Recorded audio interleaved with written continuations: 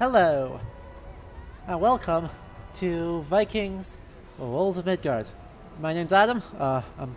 This is Ludo History. As always, I am a medieval historian with a degree specializing in the Viking Age. And I appear to be projecting through my own thing. Am I getting a double on you guys? Because that is a very weird event. Interesting. I'll just have to kind of deal with hearing myself. Let me know if you guys are getting a weird doubling effect, because I don't know why that's happening. OBS acts up every day, something new. Anyway, this is Vikings Wolves of Midgard, a Diablo clone, essentially, set nominally in the Viking Age and with some kind of Viking-y aesthetics. We can kind of already hear that already from the very beginning, where we have this kind of drum-heavy music with this very chant style. Anyway, we'll be starting a brand new game to kind of look at some things, but also with our character initially here, we'll end up kind of touching on the aesthetic interpretations and the weird kind of sexualization of female characters and shield maidens. It's very odd, we'll kind of ramble about it a whole lot. But let's start up a brand new game.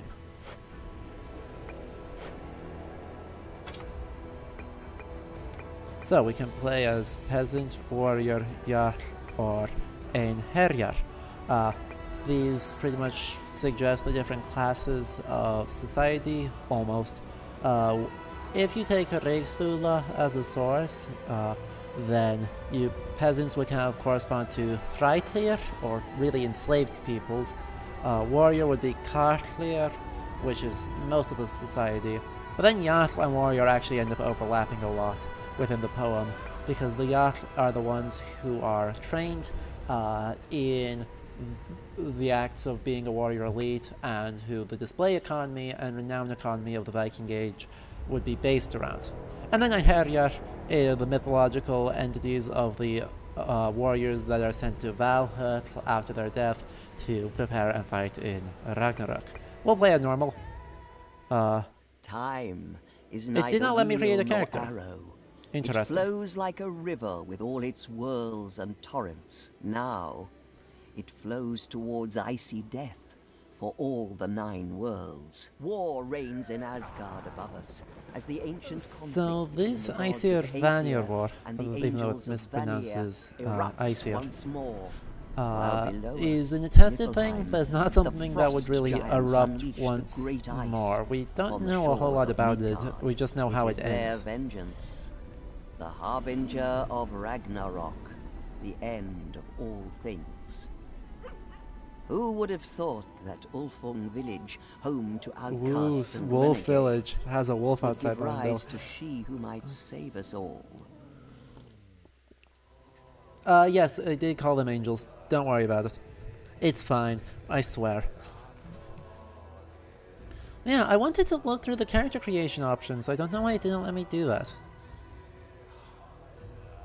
I may actually exit back to the menu in order to try and deal with that and find the character creation answers, because it does kind of matter. So we're just going to quick do some skips in order to get back to the menu, and then we will see if we can actually get into a new character. There it is. Awesome. So we've got a few options here. We can either be a male or woman who is a warrior, or a shield maiden. This should already be ringing some alarm bells in our heads, in that we have extremely burly buff guy covered in scars, or we have someone who has white blonde hair and extremely prominent physical anatomy. Yeah, it is not a great look to be kind of creating up this divide and somehow implying that shield maidens, assuming that female raiders even existed, which is debatable, but even taking literary figures like Hervor and saying that they are somehow not warriors but are something different is not great. Then we have a whole bunch of styles. By and large, these are all very raggedy and or metal, like aged rocker aesthetic right there. The well-shaved heads are attested from the Iron Age before the Viking Age. Kind of some sort of partially shaved head. We don't really have evidence for that within the Viking Age itself. Beards are kind of in the same boat here, though shaved facial hair would not be cool. Pretty much everything else is somewhat plausible to various extents. What's unclear in something like Volsunga Saga is whether that beard, they actually have a mustache with no beard, or if they have both beard and mustache, when like Sigmundur tells his son Sinfjotli to just filter poison mead through his mustache.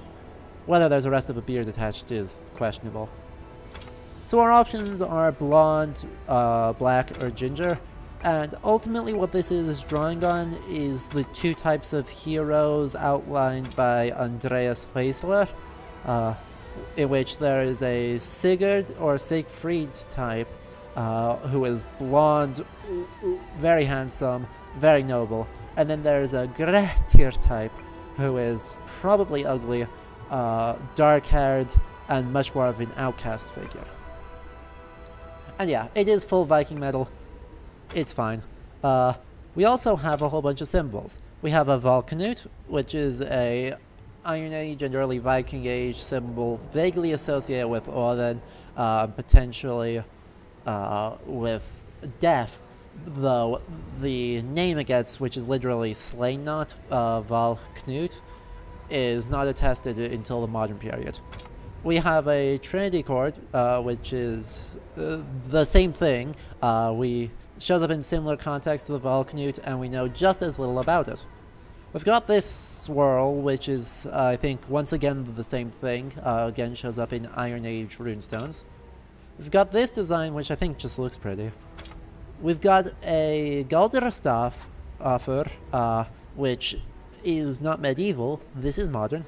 Whether you want to call this the Ægishjálmur, or a Galdra stafur, or a Vegvísir, they're all kind of this style of design, which shows up primarily in the 19th century. And yeah, kind of the same thing. We'll go with this for maximum. Actually, let's go for an actual historically attested one. Let's do that. And yes, he absolutely could sell this belt and buy your shirt. He is choosing not to. But you know, this is Skatlagrim, so let's just go with this. Oh yeah, and we can have a bunch of tattoos. Tattoos are primarily derived from Ibn Fadlan, who, describing a Rus community, says that they decorate themselves with the patterns of trees from fingertips to the top of their head. This doesn't necessarily mean tattoos. It could refer to embroidered cloth, or body paint, or some kind of temporary tattoo, and is almost certainly a misrepresentation of what they are actually experiencing. We're going to go with no tattoos because that's the only thing that is actually most likely, on the grounds that it is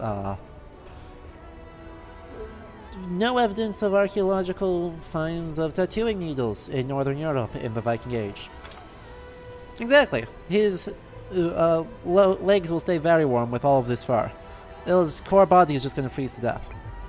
Anyway, we can choose our deities, which these are just wild. You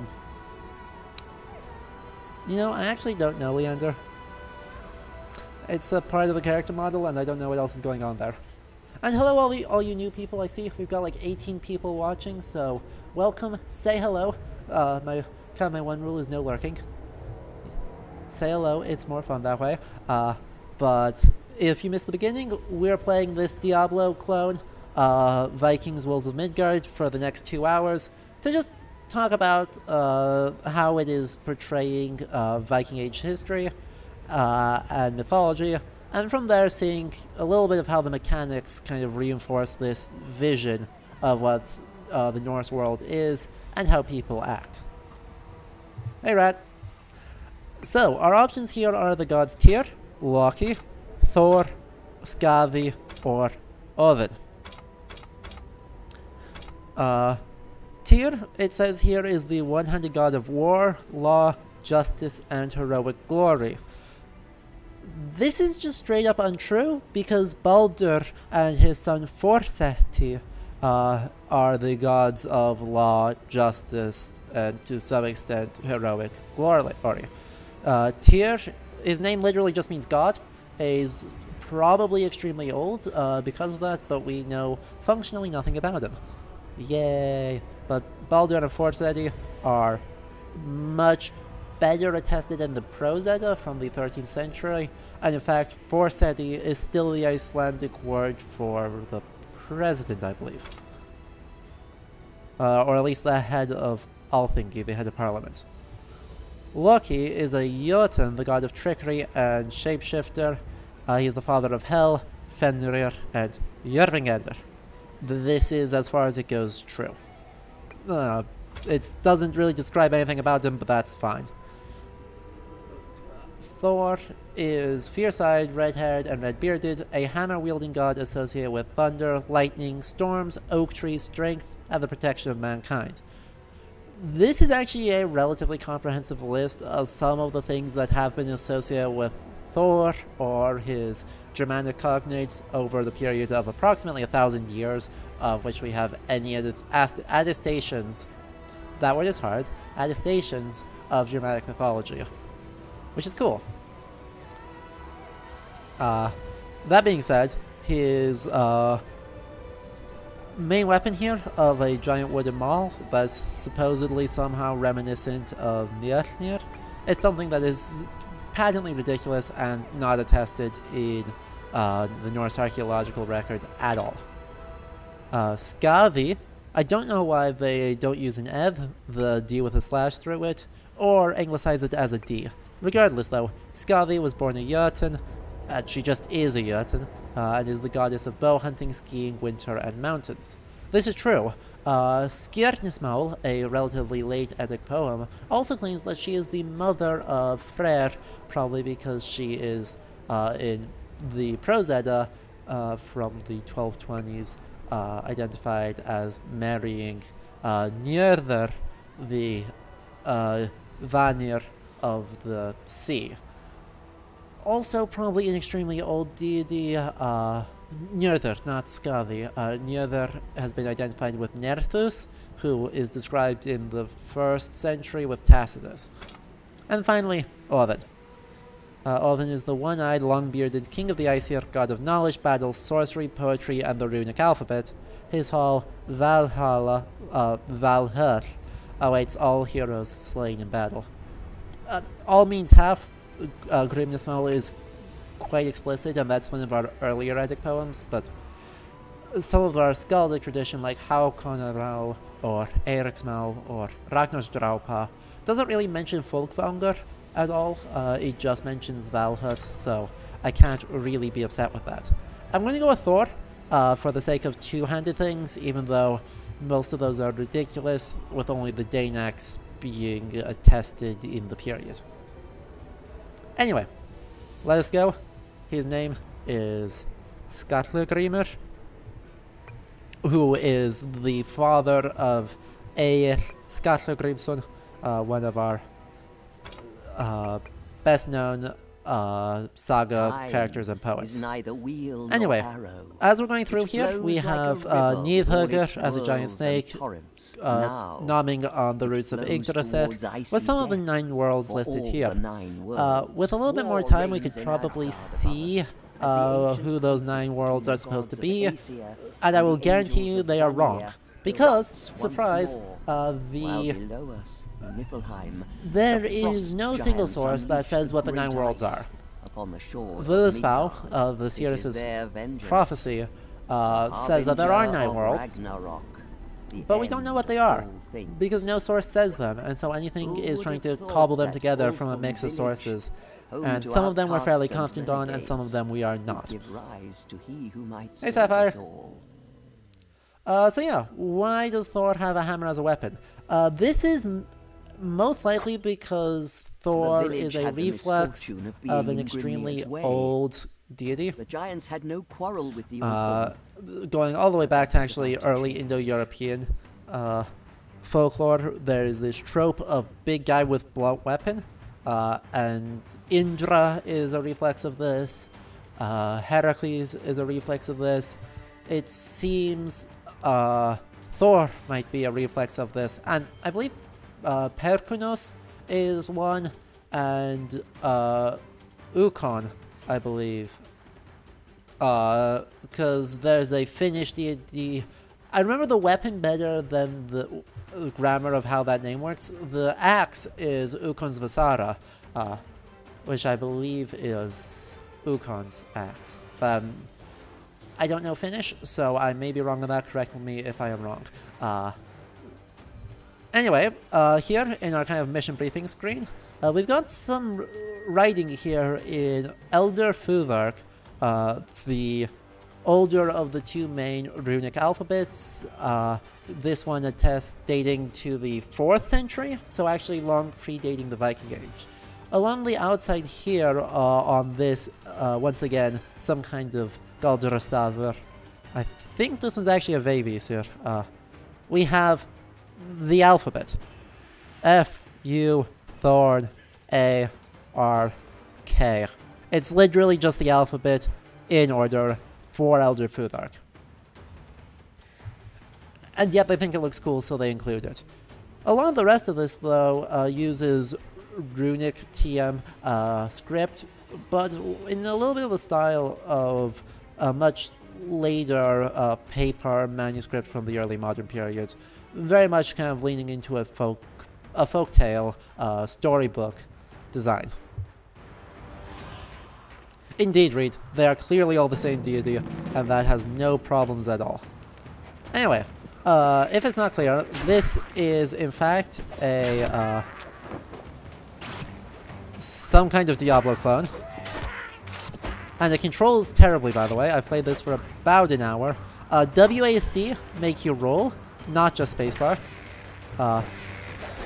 And navigating anything is just holding your mouse and running in circles like a crazy man.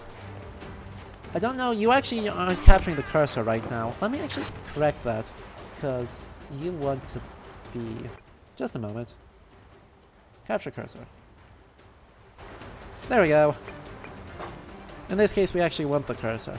Anyway, the things we are fighting this time are called Tomte, which are a modern or early modern Norwegian kind of spirit that in this game end up apparently just being goblins.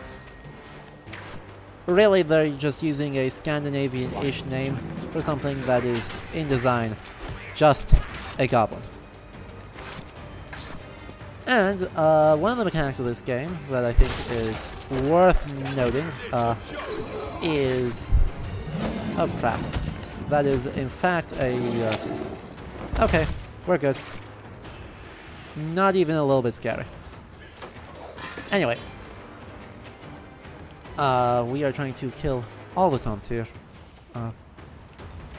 And as we're going, killing people means that their hearts fall out of their corpses, and we can collect those to heal. Which is sure something. Ultimately, I think we'll get into that later when I'm kind of breaking down the mechanics near the end. But says something about what we conceive of as a Viking aesthetic. And no, Blues, you absolutely cannot just run that fast. And also, wear clothes when it's snowing out. We recommend it. Odin, you returned at last. This guy, Völund, actually is borrowing a mythological figure. Völundur is a legendary smith who has something described There are still a few survivors in left. the poem Villender. Slay the attackers He's a terrible person, and by the way. save He the does Elfin repeated tribe. sexual violence and Here, entraps a Take swan this maiden healing slash totem. The old Valkyrie. chieftain will not need it anymore. Don't It serves recommend. me better than it did him. But being Villender, he's actually extremely old. He is a cognate of Wayland, who is attested in the Old English tradition, and the Frank's casket also describes Wayland dating back to about 800. So as far as he goes, he's actually really, really old. And is one of the older attested figures of cross-Germanic material. Anyway, I'm hovering around here to take a look at the chieftain, because this chieftain has a horned helmet, because God forbid you have a Vikings game without a horned helmet. But he also, overall in design, looks quite a lot with that shaded out eye. Looks a little bit like Wagner's interpretation of Odin. And so our evidence of kind of chieftainship is very much derived with this image of Wagner and his divine depictions. Oh, more taunted.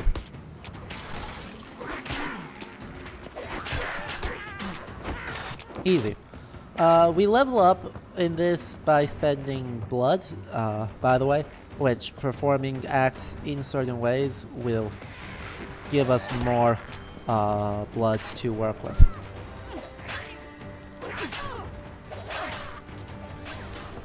Yep, it is very much a hyper brutal. There will be time to rebuild. And this is Helga. She's a follower, it seems, but Helga is a very good Norse name, very well attested. And in fact, most of the names they're randomly generating for characters are, of course, attested ones. Oh, there's only one Tomtel left. Interesting. There are, however, a couple of iron skulls floating around, which don't seem to actually be anything. Oh, that is a Jotun. I suppose I should roll. There we go. Success. None of this actually goes anywhere. Okay. And more hearts. Because hearts heal people, obviously. Ow. I'm taking damage every single time I attack one of these guys. Almost like not using a shield is probably a bad idea.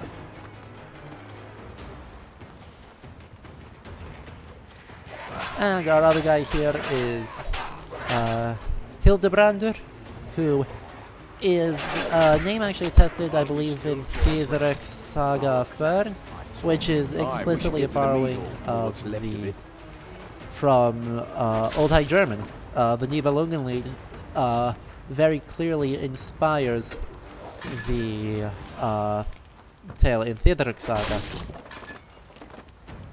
And it's kind of cool that we've got that text, because it also is borrowing from German again for that, with Hildebrandsled as a Old High German poem that exists.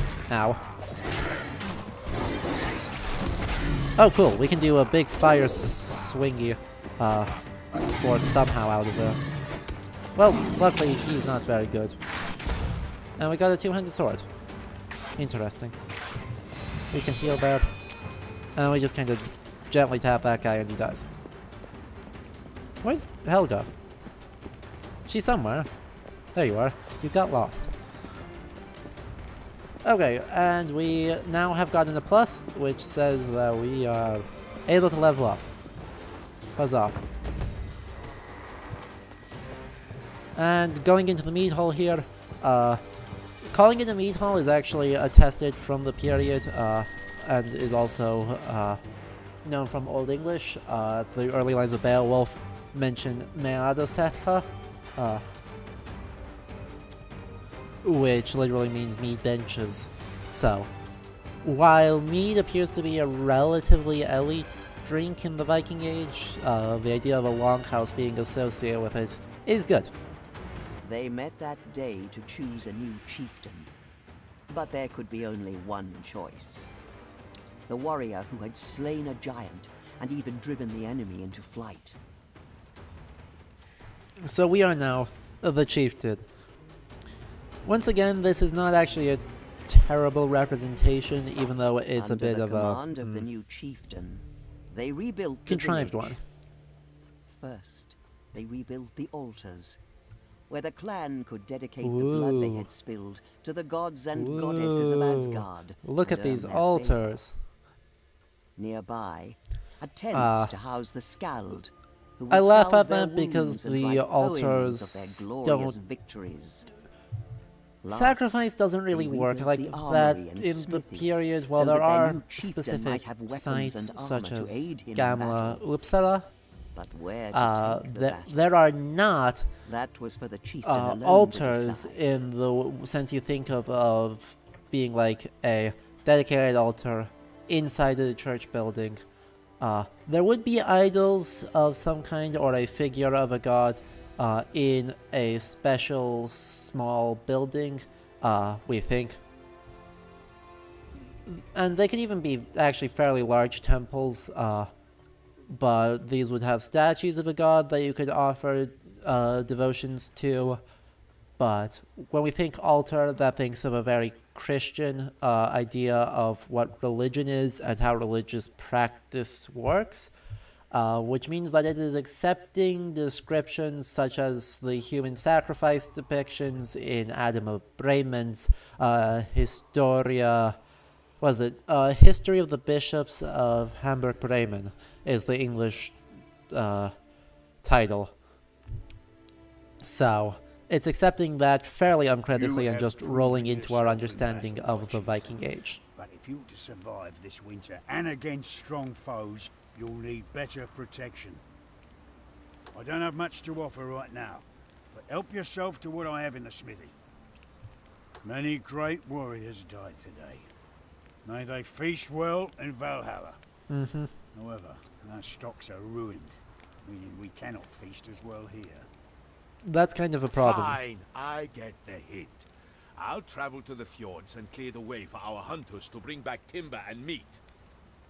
Time to melt the yoke. Okay, so the thing we're gonna go fight is called a Jökull, which is a glacier. Not really sure on that one.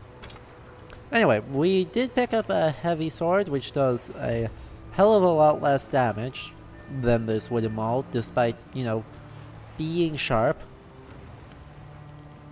Just gonna throw that out there. The blunt weapon apparently does a whole lot less damage than the sharp weapon does a whole lot less damage than the blunt one. Sacrifice blood. We can upgrade a thing. Let us upgrade our armor, because Lord knows we're gonna kinda need that.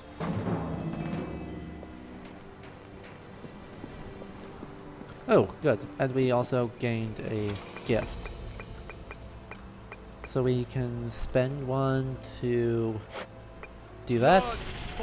And then can we actually do that too? Awesome. I don't know if we actually get that one, but yeah, it was worth a thought. Oh, no, we absolutely cannot use it. Well, that's unlucky. You need weapons? Let's see what we can make. We can make a mallet, we can make a wood axe, we can make a one-handed sword. Oh wait, we can go two-handed. Good. We make a staff, a Dane axe, a wooden maul, or a heavy sword, or a heavy maul. The heavy maul looks to me to be just a straight upgrade, but for the sake of historical anything, let's go with one of these.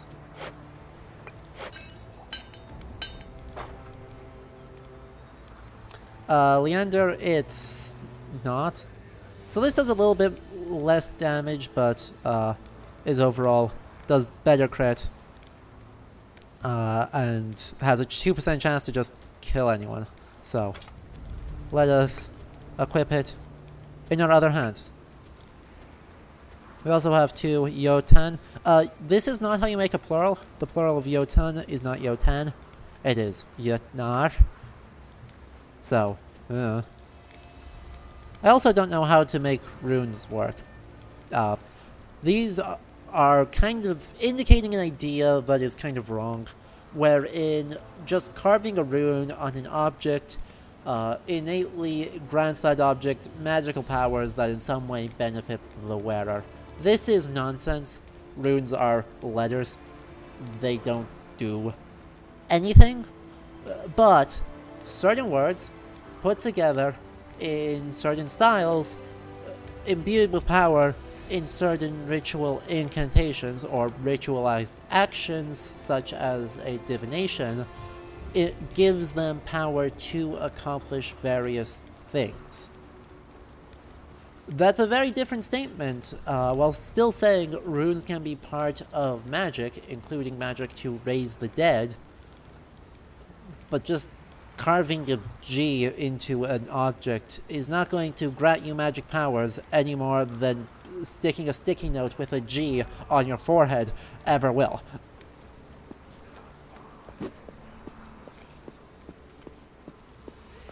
Exactly, Rat. That's clearly how it works. I've got all of these people around. Hildebrand, who is, historically, Hildebrand's lead, is the Old High German of one of the friends and retainers of Theodoric the Great, the Ostrogothic Roman Emperor, from around 500. Oh yeah, we should probably, like, work on getting one of these eventually. We don't have any money, though, so I keep spending it all on weapons. How very Viking-y of me, question mark. Also, we have a worn leather shirt, which is our main thing. And let's see, Helga. Have spoken to me about your visit, Chieftain. Helga has some issues with the English language. Access to trials of gods. But she is supposedly supposed to be a Vilva, or some kind of seeress, or magic lady. My chieftain, I will bring sleep on you. But beware. The trials are dangerous for all mortals. Woo, spooky trials. Let's not do that. They have a lot of health. And I want to show you other things. Interesting, Leander. That makes good sense to me that in some way times out some of the carving.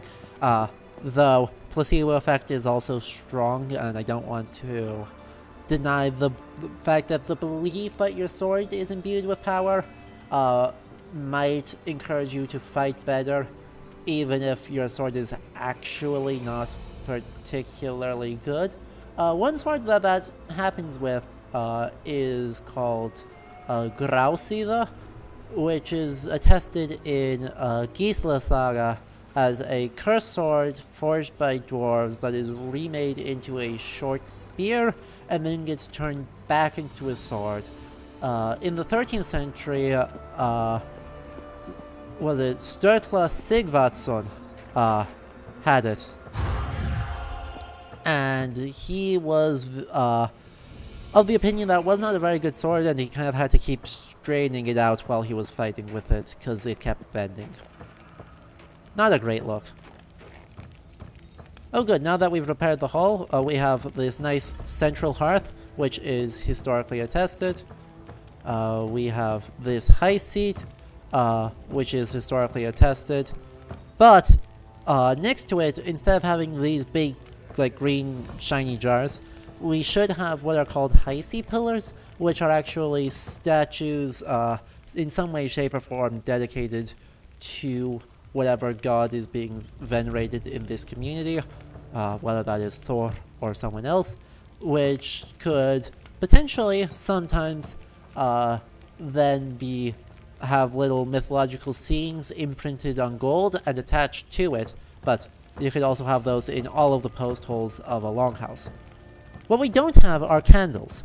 Candles, and especially chandeliers like this, are not a historically really attested at all in the Viking Age way of lighting a building. Instead, you had kind of open oil lamps using mostly vegetable oil. Yeah, Leander, I totally believe that it is plausible and it is a coincidental benefit. I just don't want to...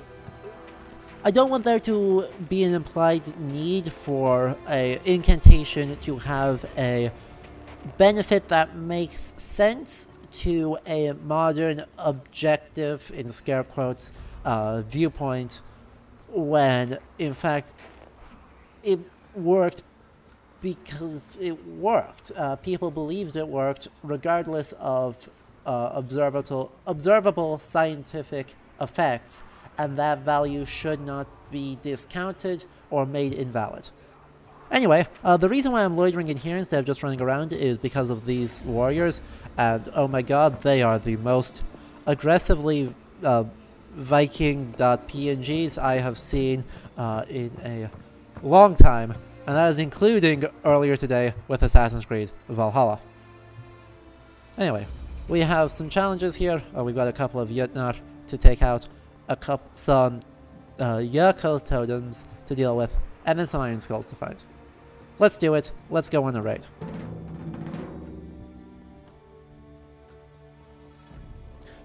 How's everyone doing today? I know a bunch of you came in from the OSP stream, and by the way, to that there's a whole bunch of people. Thought it best to leave a frost spirit for the summer hunt. Where are they? I'm going to read out some names before we get started while they are talking, because there are so many of you, and I want to thank you all. So, K Chrono, K-Man Maladia, The Lucky Ace Co., I Want My Money, Commander Nuffin, CyanCat8991, Orange Scarf Gaming, P. Curry in a Hurry, Moxie Mills, Valorin, The Amish Wookie, Mr. Rello, Toby Padden, Slightly Evil, Just a Twig Boy, 85% Water, Frank's 2110, Luminen Ketu, 36, Fenrak 43, Grim Malkin, Romer Music, Random Debill, AWR 12345, Rizal Kazushi, Phoenix Primo, Lunar Lopunny, Bikinush, Umbral Ferret, Majnet 12, Revar 1, Emma Lulu Bean, Nikots, Swiller 70, Bushfeet, Kirby DeFloop, Marisalda, Gosoap 24601, The Distant Sound, Archer or Arcan Ryu, Zero, Simo Satori, Comet Destroy 4, Lazarus 101, Deathman 00789, The Tars, Munao, Ketchup, Some Guy 613, Rat 093, Ashley Axolotl, Desmodesmus, Kara 36 Queen, B-Sun, or Bison, Zang DeVille, TT Brad, and Missafat. Thank you all so much for the follows. I really do appreciate it. I appreciate all the interest in the channel. I hope as people are coming in and seeing it, that you guys enjoy it. And if you do, that you'll consider supporting the channel more with subscriptions. If you have Twitch Prime, it costs you no money in order to go and subscribe 1 month non-renewable. Otherwise, it's four months on your first month of, or $4 for your first month of subscription. And it helps a whole lot with making sure I can play the best and brightest new games, such as AC Valhalla, which I already have. But I did get the gold edition, which is $100, just so that I can go into all the detail about the Beowulf quest and all the other ludicrous stuff that goes into the game as it is now. And in this game, we need to stand next to the fires so as to not be in trouble. Also, the ravens dive bomb us for actually no discernible reason. And also, walking over things make them break, just as they do. And the direwolf. This very much fits ideas of wolves being extremely threatening in the Norse Middle Ages that has questionable relationships to historical fact. Oh cool, did we just get a helmet? I think we're wearing a helmet now. Interesting. I wonder when we got one of those. A worn chain helm. Nice. Also, we have a better tunic, so let's throw that on. I think it's better. Worn leather vest. Oh, actually, it's a lot worse. Though it does let us spam our spin to win a little bit more and have a little bit more armor attached. So let's keep it. Look at that triple kill.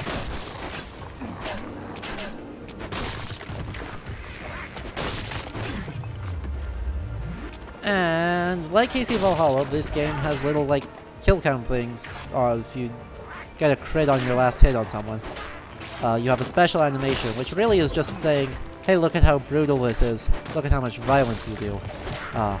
And I don't love that that is part of the aesthetic, but it very much is. And that seems to be something remarkably consistent among these games. Oh, and thank you, eBoy Daddy, for the follow. I appreciate that a lot.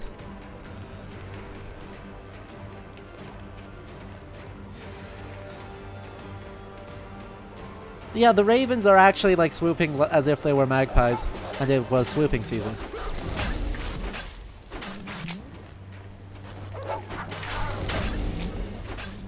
Don't question it, I guess? We should probably question it a little bit. But oh my god, this is so much... yes, thank you. This is so much better as a weapon than the one-handed sword and shield my other character was using when I tried to test out this game. It is going way better. Let's see, what's over here? There's a fire. And there's this, which doesn't actually go anywhere. Okay. Let's keep going as we make footprints in the very deep snow. For some reason, very deep snow also is kind of part of the aesthetic. There's... I don't know if it's a need or just a desire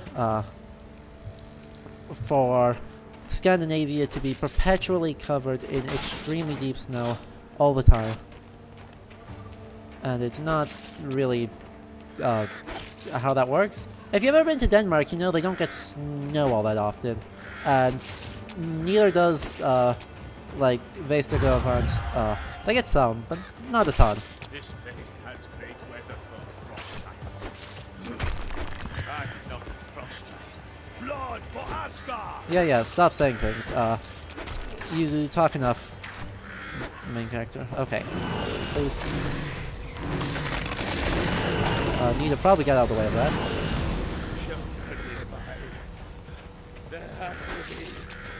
So that was our Yoko. I kind of ran away from it so we didn't have to look at it. But once again, we've got like this guy, which has floaty spiritual things, and also a horned helmet. Also, we're about to freeze, and you know we're about to freeze because ice is encrusting the screen. So we should probably, you know, work on getting around up here. I cannot be stopped. And get to there. Ta-da! What kind of history do Vikings have with Slavs? A very long and very storied history, to be honest. So, some of our earliest raids in the Viking Age occur along the Baltic coast, but also probably means that there were very likely raids from quite early on, before even the Lindisfarne raid in 793, but there would be raids in northern Poland, and travel between those two countries. In fact, the most recent big discovery that you probably have heard about is the 2017 discovery of the grave at Birka of BJ581, and that the skeleton inside of that is female, or was female. It's now in a box somewhere, but same difference. And that additionally, besides being female, the cap that woman was buried with appears to be a style of cap worn by archery commanders in northern Poland, and she in fact probably traveled to Gotland, to Birka from there, and is actually natively an immigrant to Sweden.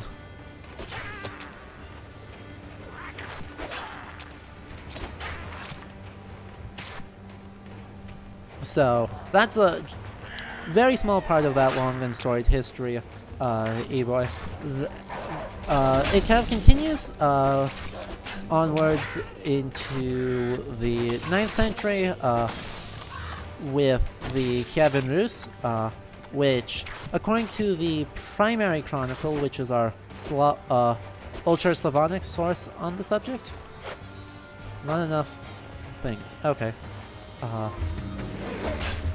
Our Old Church Slavonic source on the primary chronicle says that they invited, due to constant inability to negotiate their own peace, some of the Slavic peoples invited 3 Varangians, or in this case, without a doubt, Norse people, in to kind of solve their problems for them and therefore to rule over them. This is the legendary origins of the Kievan Rus. This is probably not super duper accurate, and we should not straightforwardly trust it. But what does appear to be true, at least, is that this links to kind of the trade towns, or the Emporia, of which Birka is one, but there are many along the Volga and the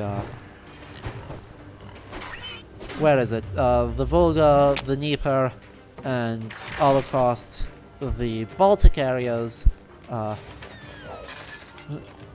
in order to, well, trade lumber, amber, and enslaved peoples down in exchange for silver along trade routes that reach all the way to Miklagardr, or Constantinople, and into the Abbasid Caliphate.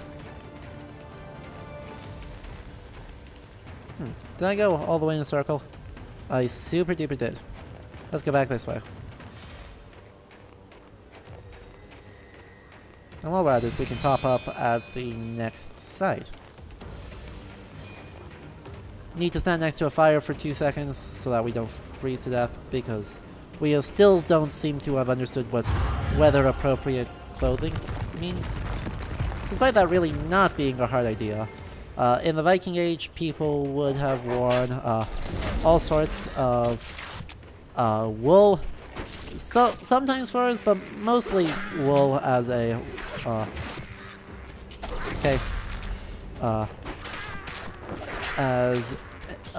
would have worn wool cloaks and layered wool, and sometimes fur-lined stuff, like boots or gloves, as a way to, you know, not freeze to death.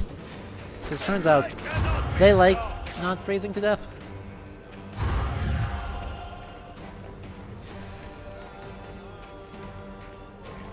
I think that's a fairly non-controversial take as far as things go.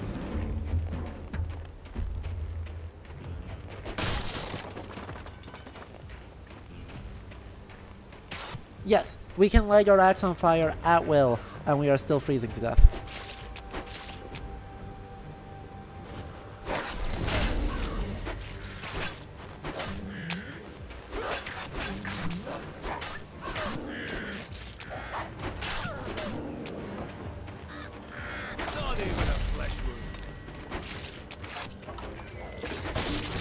Worn chainmail. That seems to be a new item. That is significantly better, even though we get slowed down quite a lot. That's okay though. The whole not getting into trouble seems more useful. Boar's tusks, leather vest, common staff, wolf pelt. Oh, this is just a slightly better version. Okay, I should probably equip that. Neat.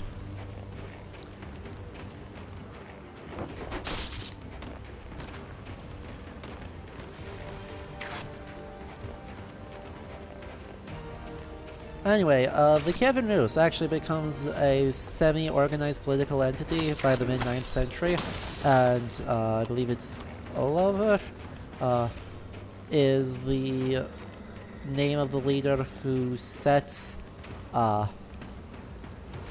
who leads a raid on Constantinople and actually sets siege to it. It goes catastrophically, but then trade relations improve it after that. Hey, none of this. None of this at all. Easy. Not even a threat. Though he did have a lot of health. That was like 15,000 health.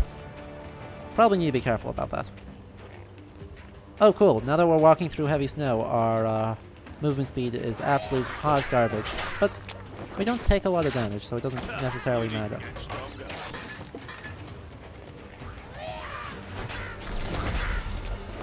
Well, I need to be a little more careful with my cooldowns now that they have 10% slower recharge rates. What, you're only like halfway there. You're fine. Stop it. Calm down.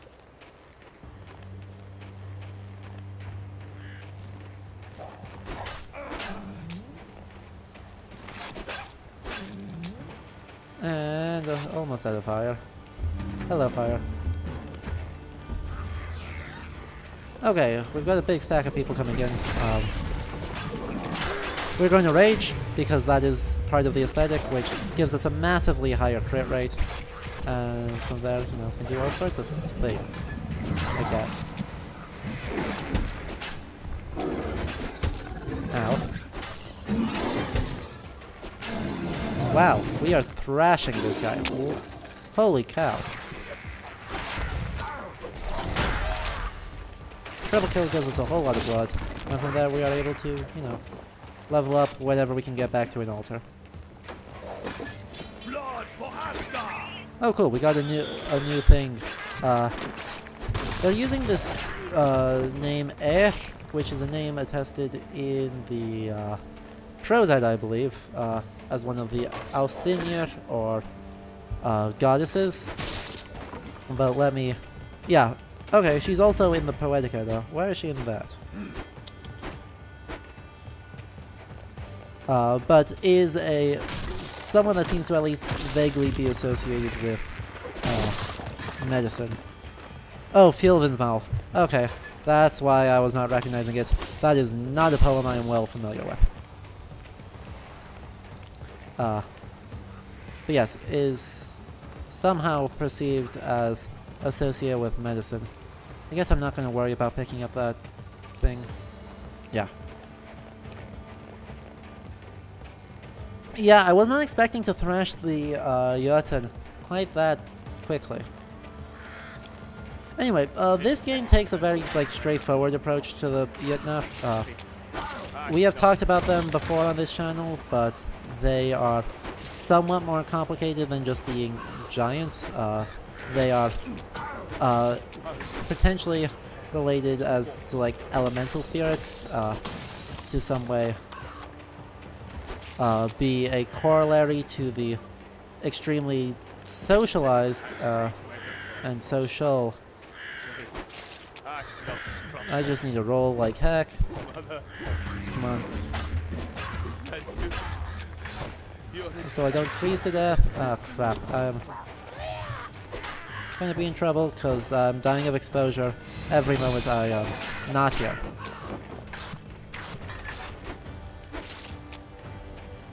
Progress. Okay, give me just a moment. We got ourselves a bot. Hi.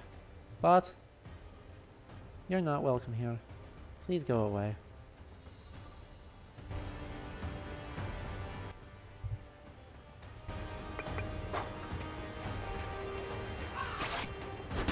And another thing there, I don't know what these levers actually do, but they do stuff. And by the way, these ravens are called, what are they? Mirkra? Which is literally, like, kind of, I guess, shade or mire, might be, regardless, dark place ravens. So these are, they need to somehow clarify that despite having birds that are, ow, you felt like hell, did you not? Also you, go away.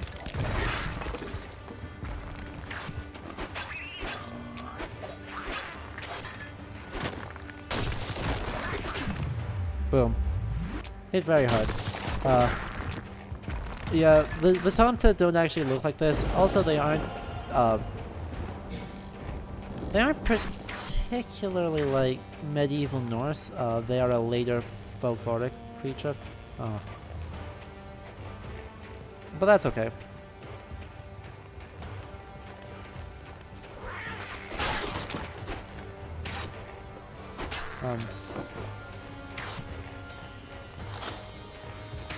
Okay, that was a lot of levers. I have no idea what the levers do.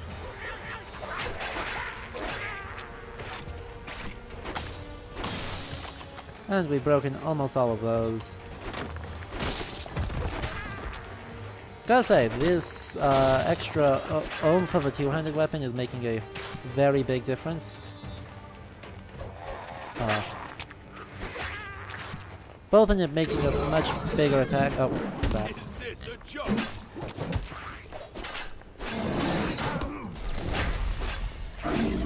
Well, that was not hard, even though you did not die like you were supposed to.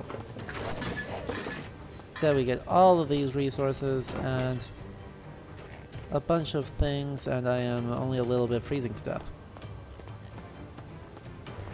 Easy as can be.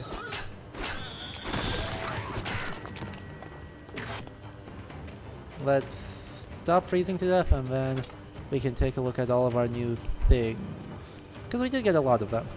Air's Benevolence is much more of a heal for a lot less.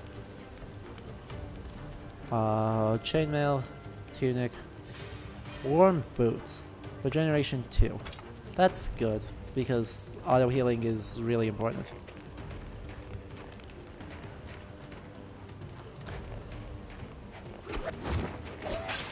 Huh, but he just whipped. I wasn't paying attention. I should have gotten hit by that and been unable to move. Anyway, the kind of sensation, and I think you guys won't really dispute that this much, is that the overall kind of goal here with the Viking-y aesthetic at this point is to kind of enable this mythologized, somehow brutal Diablo type gameplay, in much the same way that Diablo itself is trying to make Diablo type gameplay and uses demons as a way to kind of justify that. But I want to get your guys' thoughts. Now that as I start this boss where I kind of need to focus, and also shouts to this undead like revenant skull thing with a spectacle helm with, of course, horns. But anyway, what are you guys' thoughts as to kind of why it's using this Viking aesthetic? If there's any nuance you're noticing or things you don't expect in the quote-unquote Viking aesthetic.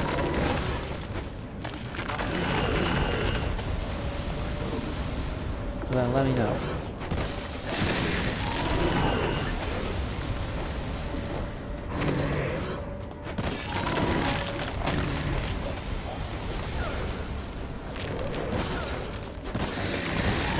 I kind of gotta get inside this. Thank you.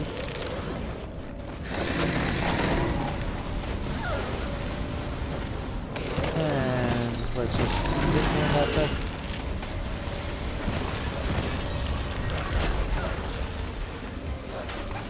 And now it's outside of this.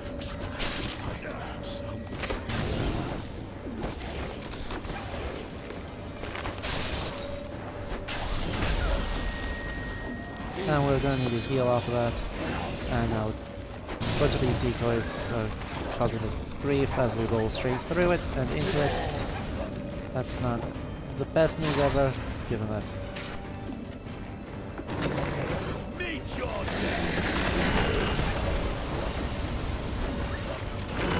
Hey, I need warmth, please. Also, I never got a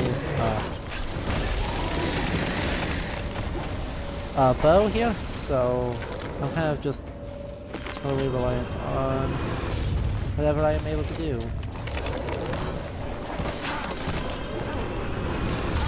Ow, crap. That's not good. Need a heal. And now I'm out of healing, so I kind of need to start being able to do damage a lot faster. Let me do damage, please.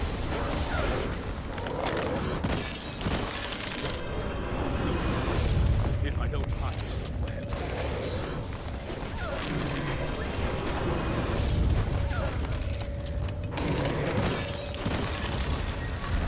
And now you should respawn right in here. Ow.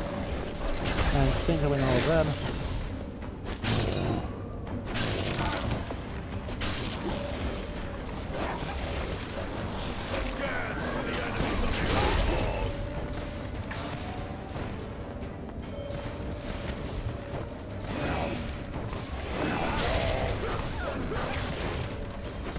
And kill those, and kill you. Does that even let you... Okay, I want to check now, if I swap back to Air's Charity instead of Air's Benevolence, does that give me one more? No, it does not. Dang. Unfortunate, which means I need to either DPS check or kind of win. And win fast. Crap. That's bad.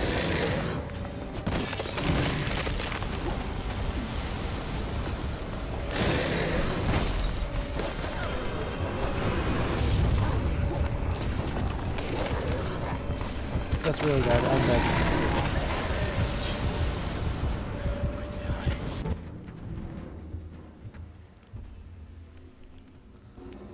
So that went well. Turns out, probably the smaller heal is actually more useful to me most of the time.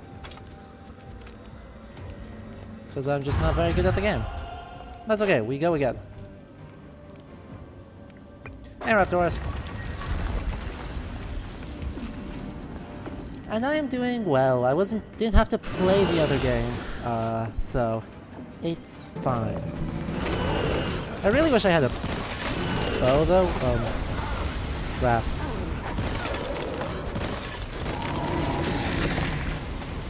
I'm not a fan of the whole being turned to ice thing.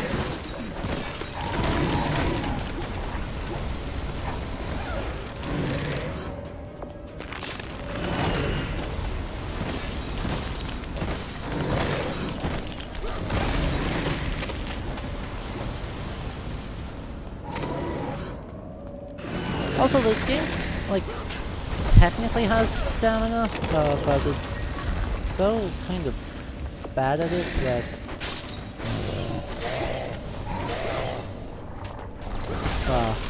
it doesn't seem to really matter.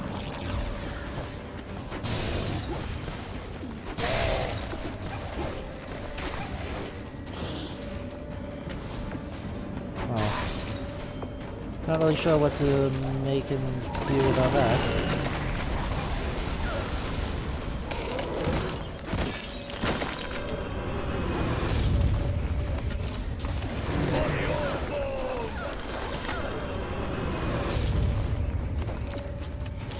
I suppose I'll just kind of be patient.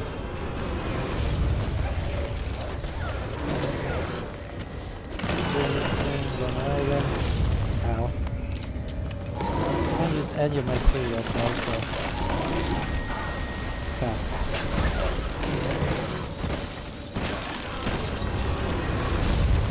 Dang it.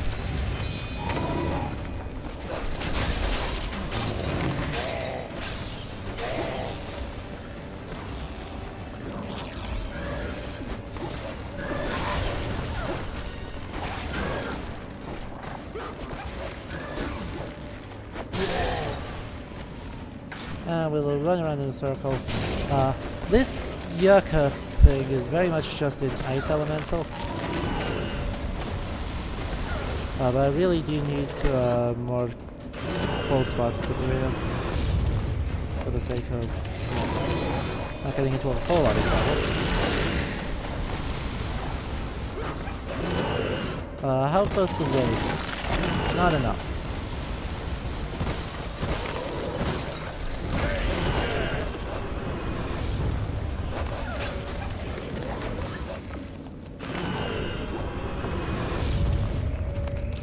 And cold.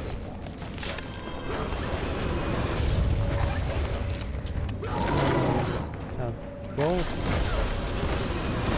Well, that's not good.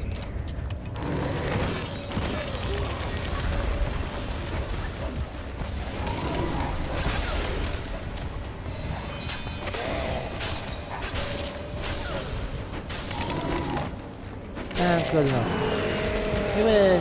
With this very, very traditional ice elemental with a horn helmet and stuff. Ta-da! Yeah, this is pretty much just a, oh cool, we got a bow and a headdress and stuff. Cool. Yeah, the throne is, I think, mostly conjured up. And speaking of Scatlegrim, I'm Scatlegrim, he's also The name's Scatlegrim. Scalagrim. Shipwright by trade and a damn fine If you one didn't too, notice, if I this do is say made by so an myself. English company. Is that your attempt to make yourself sound useful? Fine. You can come back with me, I guess. Awesome, thanks Blues, thanks for tuning in.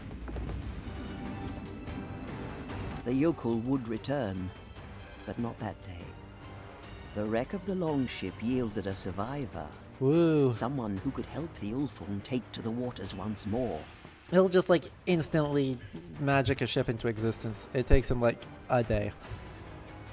Anyway, as we go into this village, the thing that stands out to me most is the meat hall and Death its for height. rescuing me from that The godforsaken three-tiered skelly. layers are I'm another looking thing forward that to impressing you with my once outstanding again skills as a shipwright. is Very well. particularly I look forward reminiscent to my of new a ship stave church, sometime though the tomorrow specific then? design in this case is Well, I actually can try quite a and bit build boathouse different. at least. It's, Stave churches, a little rustic right Stavkirkar, are not clan Viking has age. plenty They of emerge timber in the immediately valley. I'll get after, a welcome probably. house and a new My longship personal soon gut enough, feeling is I in the 11th century, but we don't have any attested that survive until She's a the real middle of the beauty. 12th. She's ready to sail, should you wish.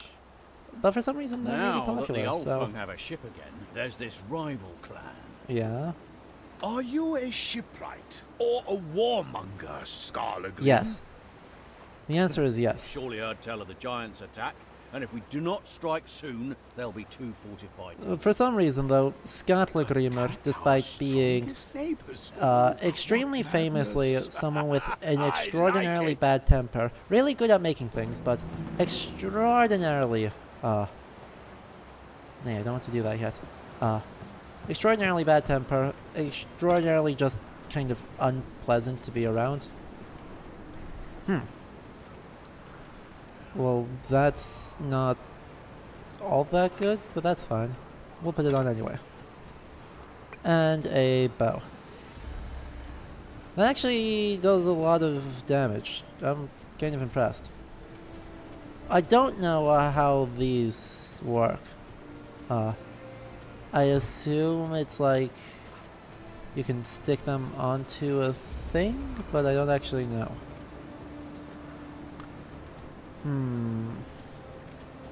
I'll have to figure that out. But let us actually go buy armor, because I'm sure it's all quite a bit better to buy than what we are finding out in the wild. You need new armor. Yeah, you actually do. You could have a chain helm. I'm actually not. I'm gonna go for armor instead.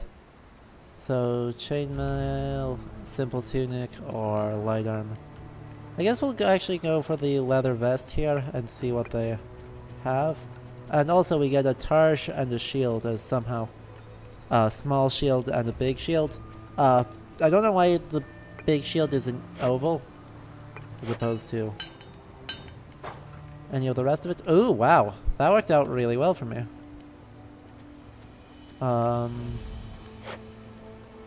don't have nearly the good goods for that. Okay. Let us sell that. We don't really need the leather targe. Because we're not going for two-handed. Or, sorry, for one-handed. Speaking of which, though, two-handed swords, two-handed hammers, hammers in general, and yeah, those two are not actually attested in the Viking Age. They are pretty much entirely and exclusively way later. Can I not equip that to something? I'm confused as to why I can't equip that. Okay, I still can't. How does that work? Oh well, let us go level up instead of worrying about, like, engaging with the mechanics of the game. That doesn't seem important. We shall sacrifice, and we shall use that to up our attack speed. And then we get some of that veneration up here with, well, again, long taper candles that look a lot like incense sticks, to be honest, which is not exactly historical. Anyway, our, like, long hammers, all that kind of stuff. Oh, okay, that goes somewhere else. Our two-handed hammer, our two-handed swords here. We actually don't have any one-handed weapons. That's hilarious. But those two are not found in the Viking Age. They are quite a bit later. But our two-handed axe actually is. We're gonna sell you. These are called a Dane axe. That is actually the more or less the name used in the period for them. Interesting. That one's actually also quite good. That's a lot of extra damage. So we might actually keep that one instead. And take a turn with a two-handed sword, even though it's ridiculous. But Dane axes are actually found in the 11th century, in mostly England, but also used in Scandinavia, and so it is the weapon of what's known as the Huskar, which, if you played Skyrim, you probably know that word. Okay, we can hunt wolves, or we can advance the main quest. Interesting. Well, let us actually hunt some wolves quick.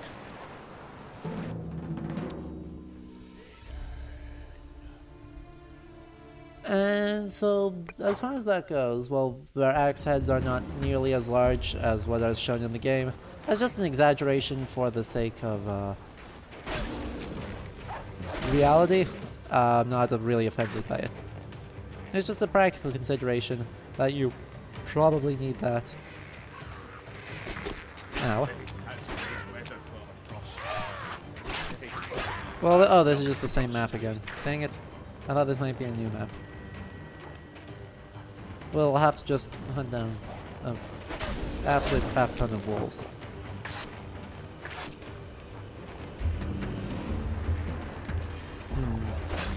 So let's actually talk about wolves, I guess. Ooh, wow, this is actually doing a lot of damage. I like that.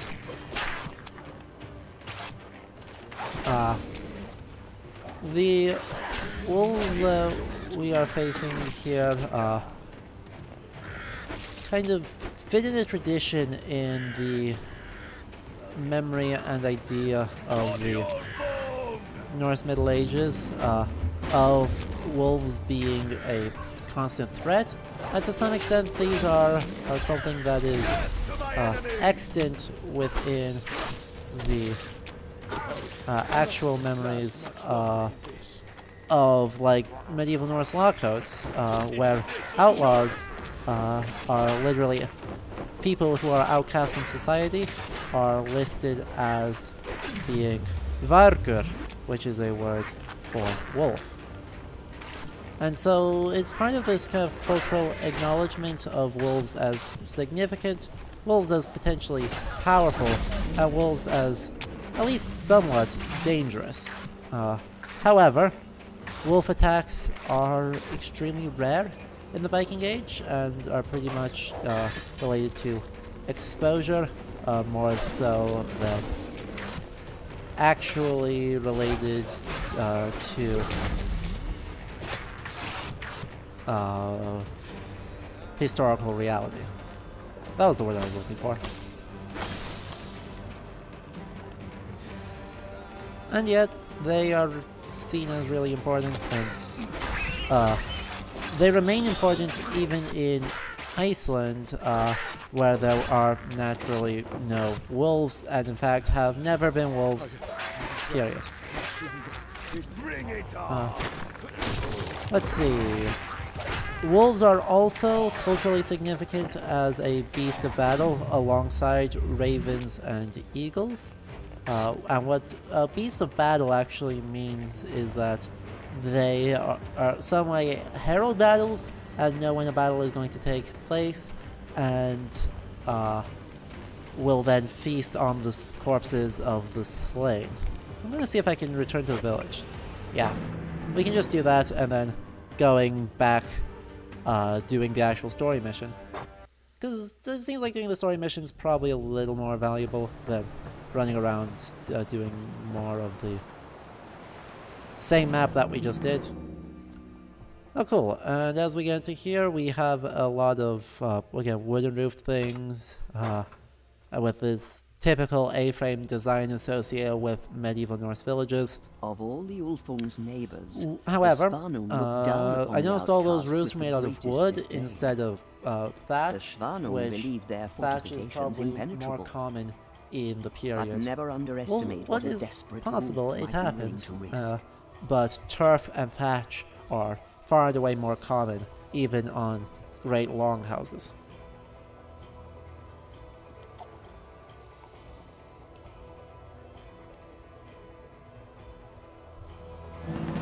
So, as we are now on this much nicer map, much warmer, much less of things to worry about,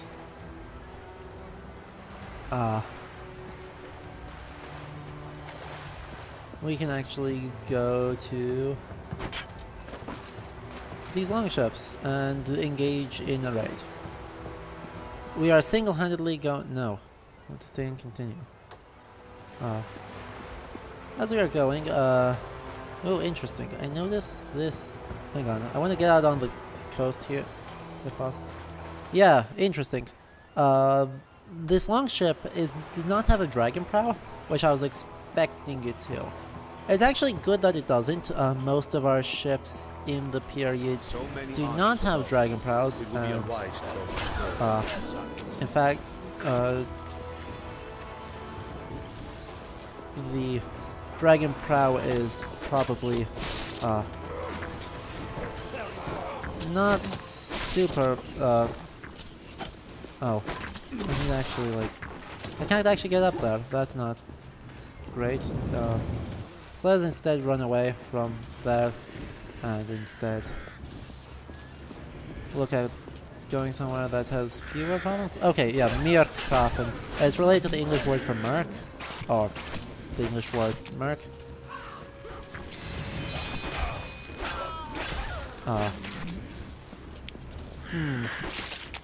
And so these are in some way dark ravens that are significant in some way and different from,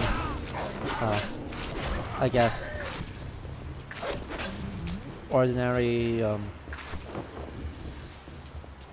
ravens who are fine and good and in fact are related to all that. Cool. So, at this point we've seen a decent amount of kind of the game so far, so does anyone have any questions or observations that they're seeing about the Viking Age, or about how this game is kind of portraying the Viking Age? Because obviously those are not the same thing. And that brings us into... Cool, we can actually get up there and actually deal with that. Thank God.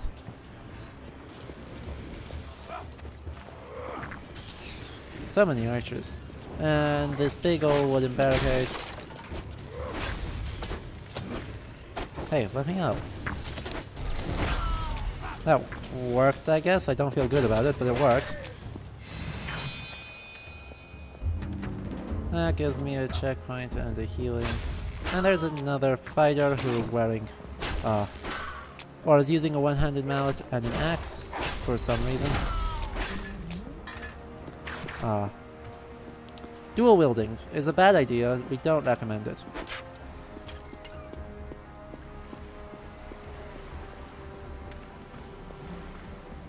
I guess we'll do this and then heal up that. This God's Blessing refills over time. It's essentially a health pool from Diablo. Okay.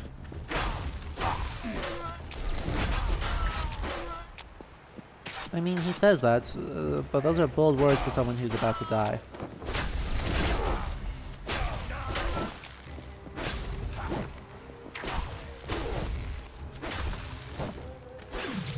Easy.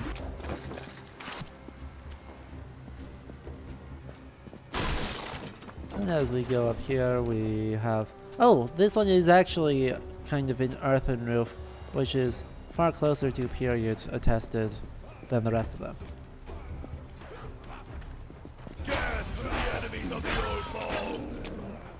Leander, the checkpoint standard is whatever we designed for our character, so the one we have, I think, is one of the ones that's actually attested in Iron Age runestones, but that doesn't really make its use here any more historical. Okay, so I can't actually get in that way, and I can't go around there. Thanks, game. Real appreciative. These do seem to be built into the wall, though, which is not super duper historical. They would kind of blend into a wall, but carving out a space in solid stone is difficult work, and if you're not an Irish crazy person monk, you probably didn't want to do it all that often.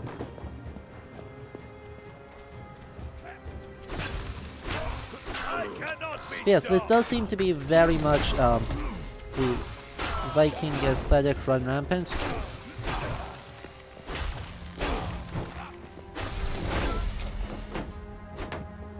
Okay.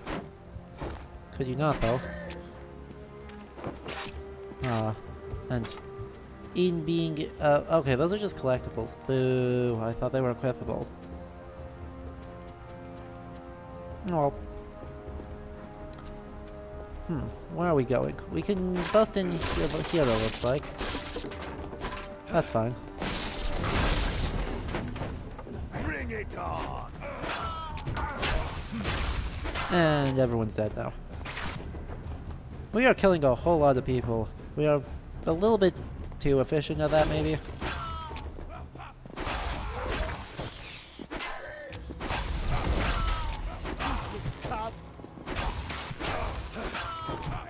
And he is once again dual wielding despite having a shield. I once again do not recommend this idea. Wow. Well, that was a decapitation in slow motion. I don't entirely understand why that is a thing that is liked so much, that is just so strongly and clearly associated with This is going nowhere. I fear I will need powerful magic okay. to break this gate. Fine. We'll actually roll up here and then spin and take them out. There we go. Brillin, I actually have not played Rise. It is one of those of the very many games that is on the list of things to play, which, on that note, if you join my Discord server, not only can you talk to me, you know, all the rest of the time instead of just during streams, but you can also suggest games for me to play. It might take a while, given that there's a overwhelming amount of Viking games coming out soon, or as yesterday, in the case of Assassin's Creed Valhalla. And games take a long time to make, but we will actually get around to playing games in other historical time periods, and so we'll be able to kind of look and see what we've got. Oh, I see. It isn't actually an acceptable path. That's the problem. And so... Blood for Asgard! Hey, that worked. I didn't realize I could do that. Ow.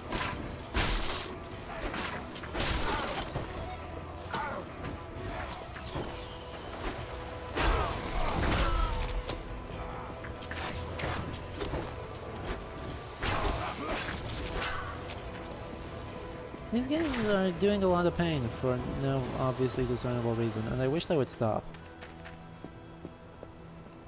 Okay.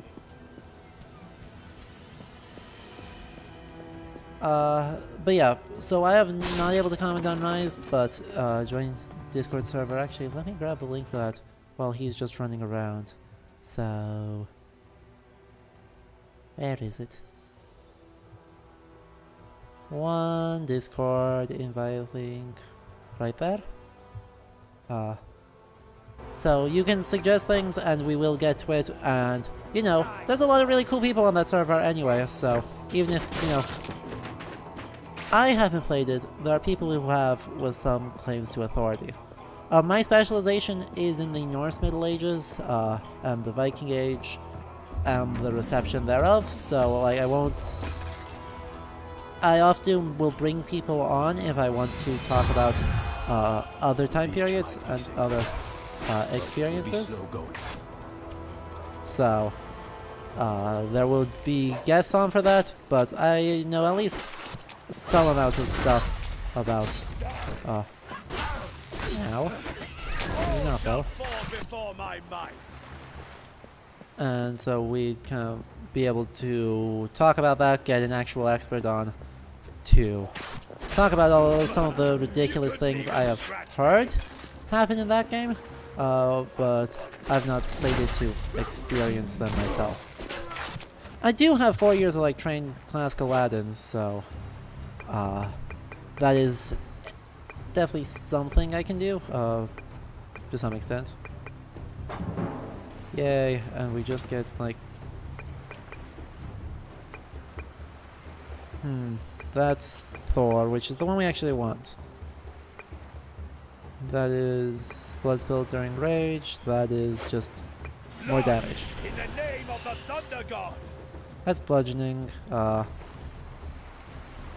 guess we'll grab that one too. Honor me for the blood I have spilled in his name. Okay.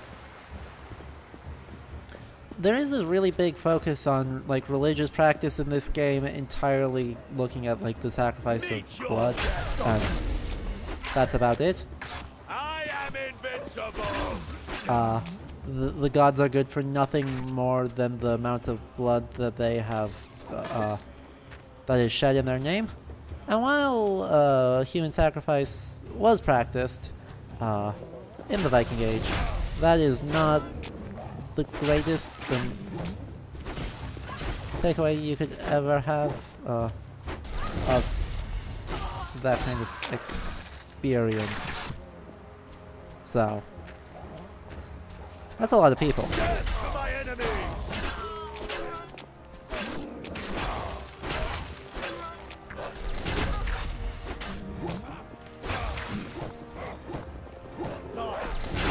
Luckily, I can kill all of them at the same time. Come on, let them go. Easy. Turns out you just hit the spin to win button, and then you spin, and then you win. Easy as could be.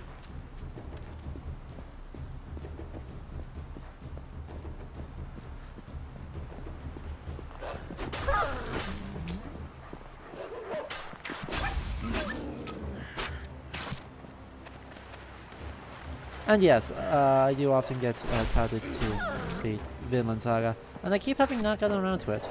We might need to do like a stream and watch commentary if Twitch lets me on that at some point. Okay, this is a much better version, so we'll use that. And yes, this sword is absurd. Ultimately, like, stylistically, it is an exaggeration and simplification of actual historical style of weapon, but taken to an extreme by making it longer than a greatsword, with a very short handle, relatively.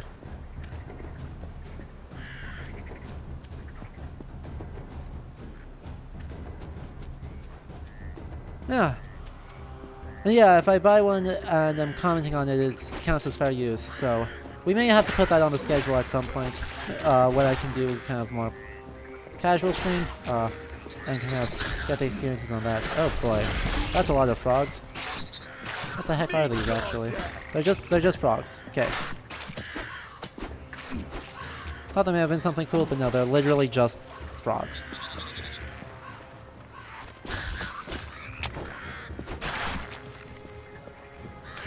Very wicked frogs.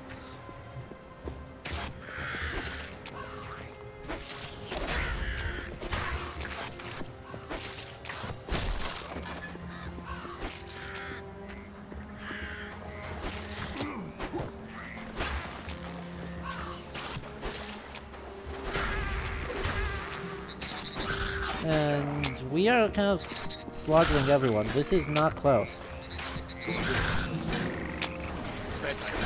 That is a dire frog? Okay, it's a spiked frog, which is totally different.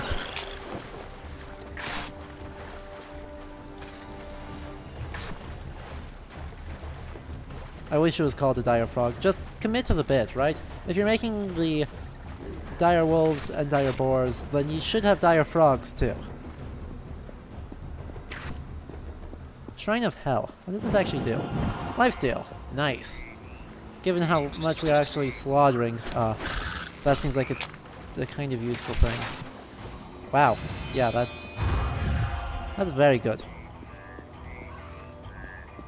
We also may be a little bit over-leveled.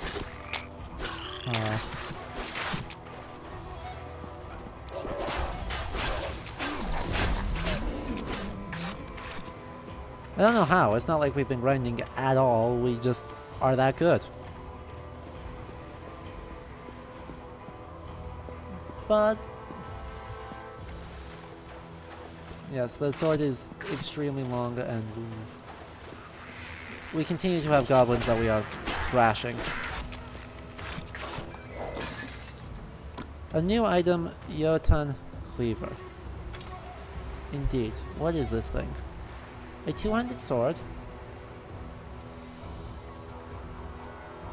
Well, let's try it. Let's see just how obscene this thing is. That's pretty bad, I'll be honest. We may have found the stupid weapon. That's okay, it should hit really hard, and that's... Truly, when we are a Viking, we are meant to be an expert in all things, and she'll just stand up and roll over their face and hit extremely hard. What, am I not able to just break it? Come on, yeah, see?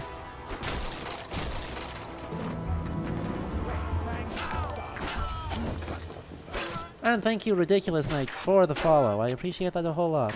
And one more time for this stream, I just want to remind you, if you want us to help support this more, I greatly appreciate everything we have and all the support you guys give me. And if you have some spare cash, or have an Amazon Prime account that is linked with your Twitch, subscriptions are not very expensive and help do a lot to make sure I can play all sorts of the fanciest games as soon as possible, such as, you know, if... I don't like that. For instance, like, what is it? The Demon's Souls remake, when that comes out, trying to make that a thing, because it has so much good medievally gothic-y stuff. And then also, you know, something like Elden Ring, other kind of fantasy games, and then other more historical games as more of those come out. Humankind comes out soon. I want to take some time with Old World. There's a whole lot of games, and your guys' support helps me get more of them faster and make the content better. If that makes sense.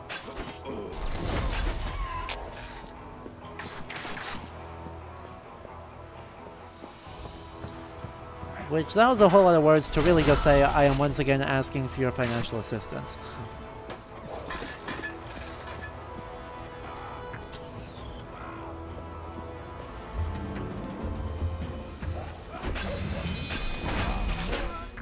I don't even know what 2 does. Ow. I just somehow, like, smashed my face